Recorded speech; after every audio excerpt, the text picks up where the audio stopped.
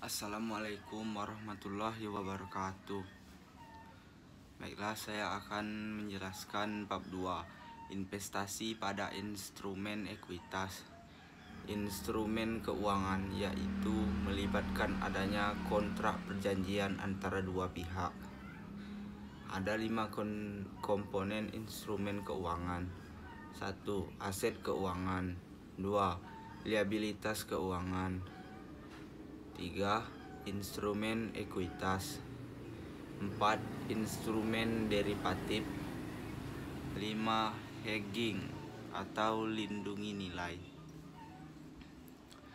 Karakteristik dan metode atas investasi pada instrumen ekuitas.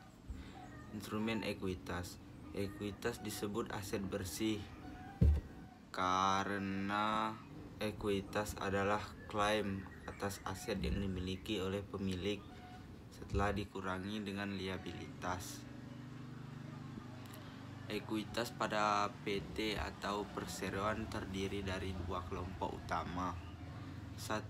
Modal saham atau share capital yang terdiri dari share capital ordinary atau preference, share premium atau agio saham.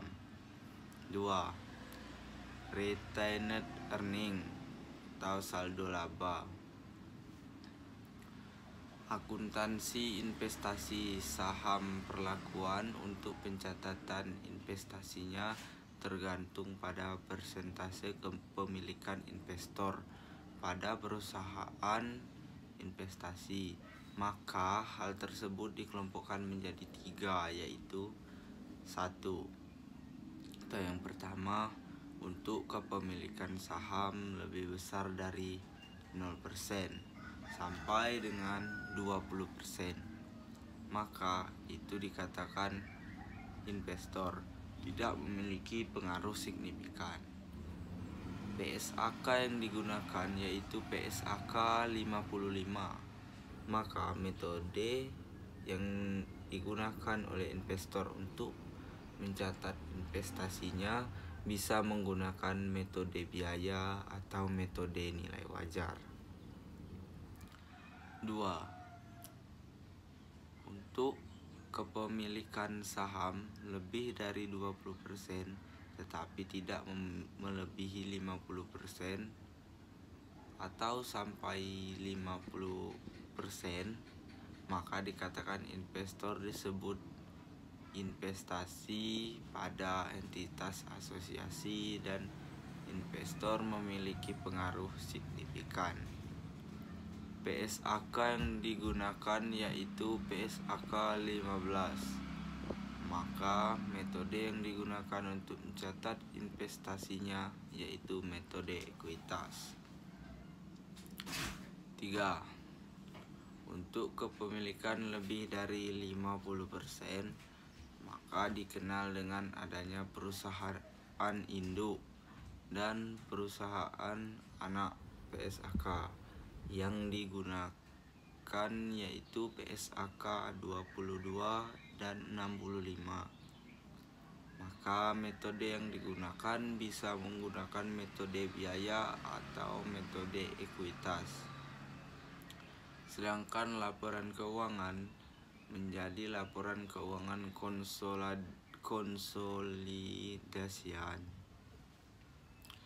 Pengaruh signifikan adalah kekuasaan untuk berpartisipasi dalam keputusan kebijakan keuangan dan operasional investasi, tetapi tidak mengendalikan atau mengendalikan bersama atas kebijakan tersebut.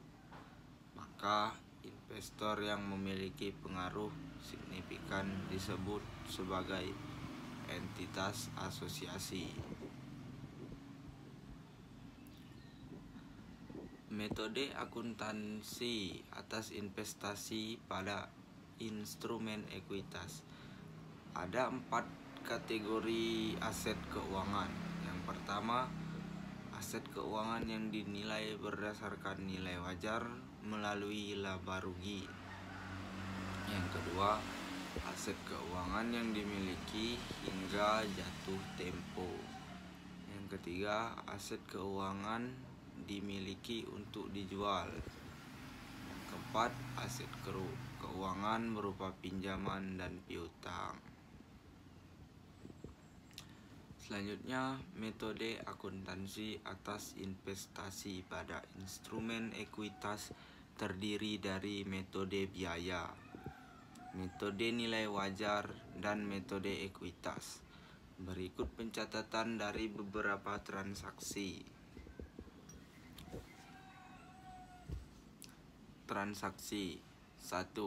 Ketika pencatatan di perolehan investasi, metode ini investor akan mencatat nilai investasinya sebesar harga atau biaya perolehan dari investasinya. Di dalam pencatatan ketika perolehan investasi ada biaya yang terkait seperti biaya transaksi. Biaya tersebut bisa dikategorikan sebagai penambahan atau diakui sebagai beban periode berjalan, maka dicatat terpisah dari perolehan investasi atau kategori dikapitalis. Kategori sebagai penambah, investasi di debit, biaya transaksi komisi di debit, kas di kredit. Kategori dikapitalis, investasi di debit, kas di kredit. Metode ekuitas. Metode ini investor akan mencatat nilai investasi sebagai harga atau biaya perolehan dari investasinya dengan akun. Investasi pada entitas asosiasi di debit, kas di kredit. 2. Pencatatan investor ketika investasi membagi dividen.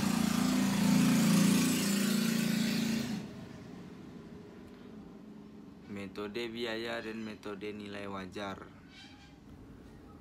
Kas di debit, pendapatan dividen di kredit. Metode ekuitas, kas di debit, investasi pada entitas asosiasi di kredit. 3. Pencatatan investasi atas laba atau rugi, metode biaya dan metode nilai wajar tidak ada pencatatannya.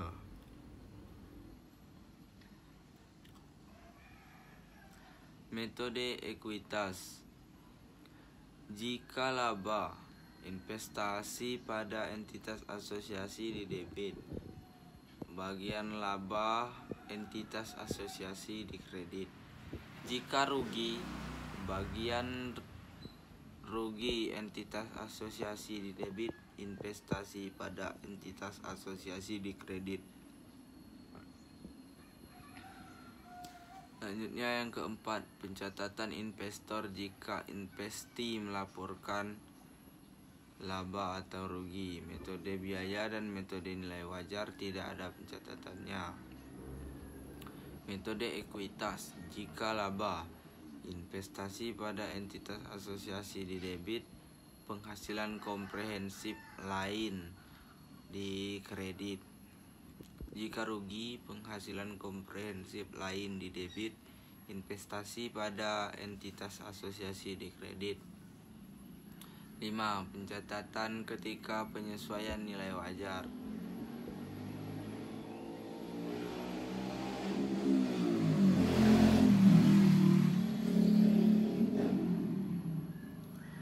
Metode biaya tidak ada pencatatannya.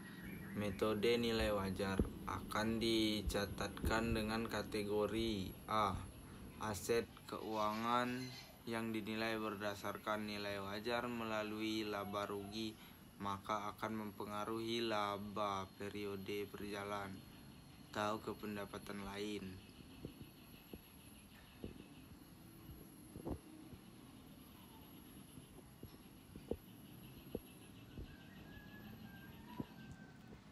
Baiklah, itu saja yang dapat saya sampaikan pada bab 2 ini. Bila kurang saya mohon maaf. Wassalamualaikum warahmatullahi wabarakatuh.